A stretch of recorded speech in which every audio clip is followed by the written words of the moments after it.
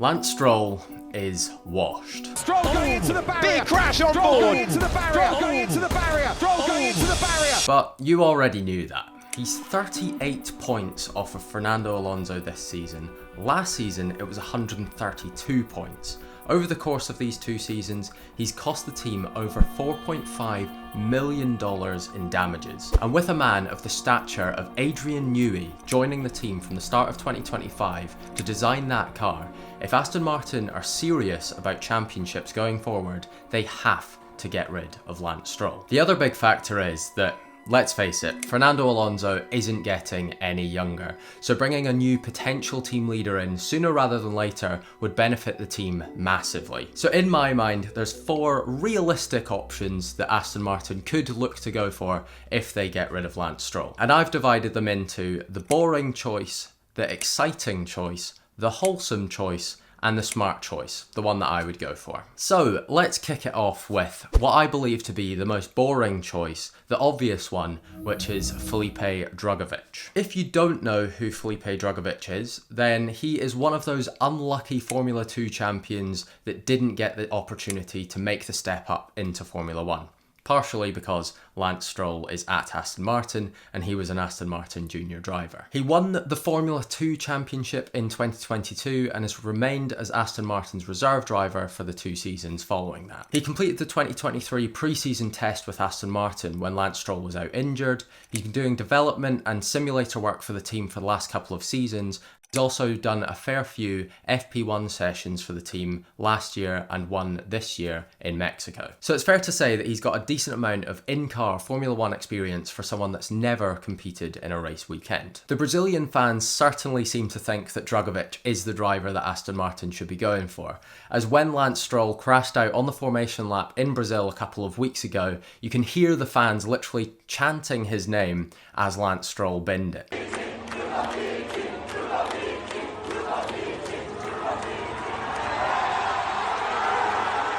However, with Drugovich now at the age of 24, he's not getting any younger. Unbelievably, 24 is deemed old in Formula 1. If you look at someone like Lando Norris, who's literally just turned 25 as of this month, he's already got over 120 race weekends of experience. He's already been involved in a title fight. So for Drugovich to already be 24 and not have Formula 1 experience in an actual race seat for a season, it's not looking too good for him. I wouldn't say that Felipe Drugovich as a choice for Aston Martin would set the world alight or anything, but at least it would be a replacement for Lance Stroll and we'd have something different on the grid. My exciting choice is Franco Colapinto. Colapinto has been Formula 1's surprise package in 2024 and has come in and definitely rocked the boat a bit at Williams. Since replacing Logan Sargent from the Italian Grand Prix onwards this season, he's certainly shown some electric pace throughout the season and really taken it to Alex Albon, the more experienced driver at the team. However, with Williams already having Albon signed up for next year and then going out and signing Carlos Sainz,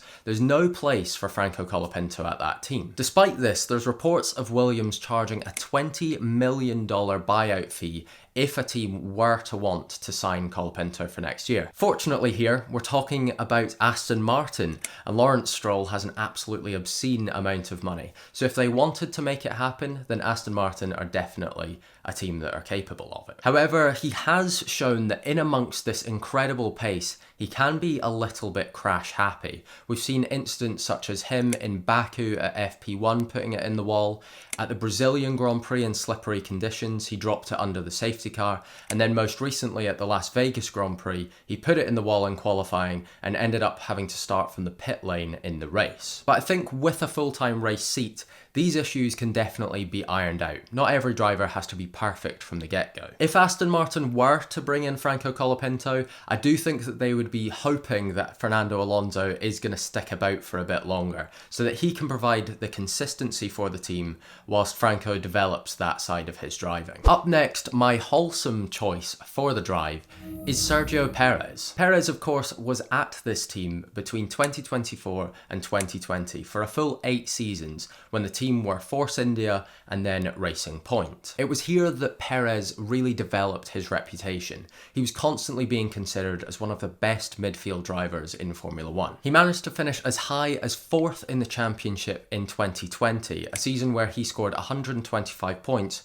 whilst his teammate Lance Stroll, who he would be replacing here, scored only 75. This season also saw Perez get his first ever race win, and what a race win it was. After getting spun round on the first lap in a tangle with Charles Leclerc and Max Verstappen, Perez went on to have an absolutely clinical performance, overtaking everyone on the field to get up into first place and taking home that race win. The race win was of course mildly helped by Mercedes absolutely chucking away the race win for George Russell. Of course, the massive elephant in the room with Sergio Perez is the fact that his performances since joining Red Bull just have been absolutely nowhere near where they need to be. And especially this season, with him basically struggling to get into Q3 on a weekly basis, it just seems to be getting worse and worse for him. It also doesn't help him that the fact that in Formula 1 you're obviously always going to be compared directly to your teammate.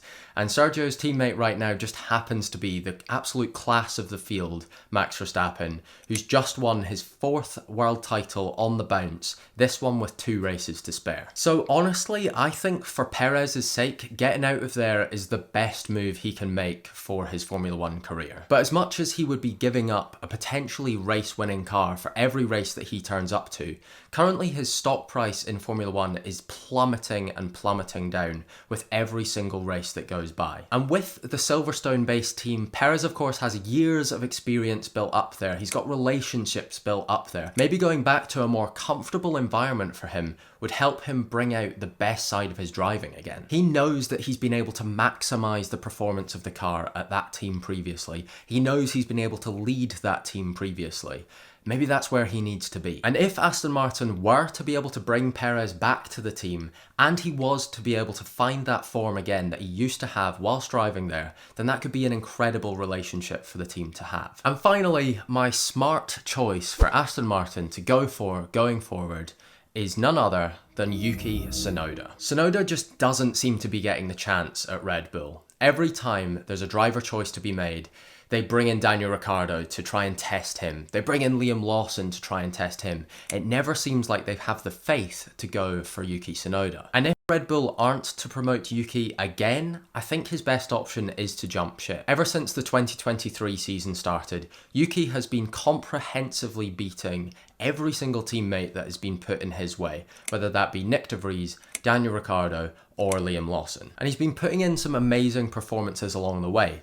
Most notably, recently in Brazil, he qualified in P3 before coming home in P7, a performance which was somewhat overshadowed by the Alpine's performance that weekend, but still an incredibly solid weekend from Yuki Tsunoda. And from the perspective of Aston Martin, they're getting what seems to be a further and further more polished diamond in Yuki Tsunoda. He obviously had his issues in the first couple of seasons with AlphaTauri, being a little bit too aggressive, a little bit mistake happy, but that all seems to be ironed out now. They seem to be getting a driver that's entering the prime of his career. Of course, they'd also be getting an incredibly passionate fan base in the Japanese support that Yuki Tsunoda brings to Formula 1. They'd also be getting his ties to Honda that he's obviously built up in the time that Honda were the engine supplier at AlphaTauri. And they're of course Aston Martin's engine supplier from 2026 and beyond. I think Yuki's at the stage of his F1 career where he can't just be settling for mediocrity at the junior team in Red Bull. He's got to make that move. And if he can jump ship and really take the team by the scruff of the neck,